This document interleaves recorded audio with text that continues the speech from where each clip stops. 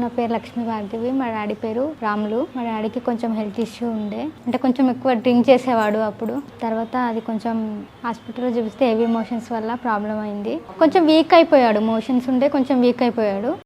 హాస్పిటల్కి తీసుకెళ్ళాం, అక్కడ కూడా ట్రీట్మెంట్ జరిగింది. తర్వాత మా సిస్టర్ చాలా హాస్పిటల్లో తిరిగింది. మా సిస్టర్కి ఎవరో చెప్పారంట, అయితే మా సిస్టర్ ఇక్కడికి తీసుకొచ్చింది. ఇంకప్పటి నుంచి ఇక్కడే మెడిసిన్ వాడుతున్నాము. ఇప్పుడైతే ప్రజెంట్ బాగానే ఉంది.